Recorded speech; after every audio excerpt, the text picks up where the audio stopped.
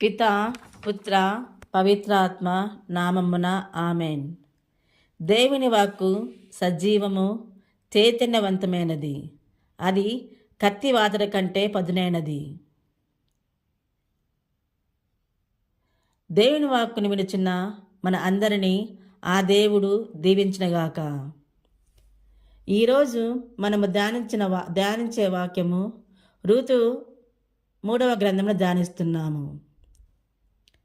అన్నీ తెలిసిన దేవుడు ఒక్కొక్కరికి శ్రేయస్సుని కలిగించే వరమును అనుగ్రహిస్తాడు. ఉదార స్వభావముతో మిళితమైన ప్రతి చర్యను దేవుడిని ఆవిష్కరిస్తుంది. సత్యానికి ప్రేమకు సంబంధించిన ప్రతి మాట, కనికరమతో చాచిన ప్రతి చెయ్యి త్రిత్వైక దేవుణ్ణి అంతరంగిక జీవాన్ని, ఆయన సమస్తాన్ని ప్రతిధ్వనిస్తుంది. ఎందుకనగా అంటే ఈరోజు రూతు తనని వివాహం చేసుకోమని బోవస్ని అడిగినప్పుడు, నేను కాదు, మీ దగ్గర బంధువు ఉన్నాడు, వారు మిమ్మల్ని వివాహం చేసుకున్నప్పుడు నేను చేసుకుంటాను అని పలికి,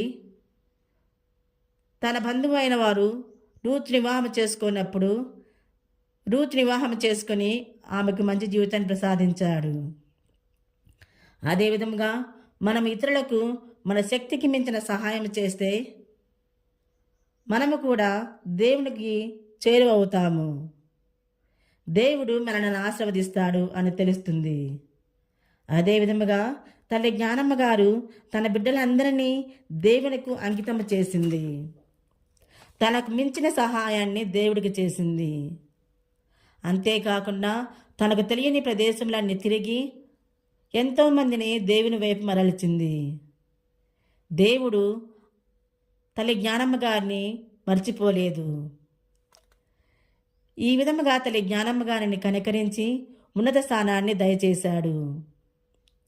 అదేవిధముగా మనము కూడా జ్ఞానమ్మ గారి వలె ఇతరులకు కావలసిన సహాయమును దయచేయమని, మంచి మనసును మనందరికీ కలిగించమని ప్రార్థిద్దాము.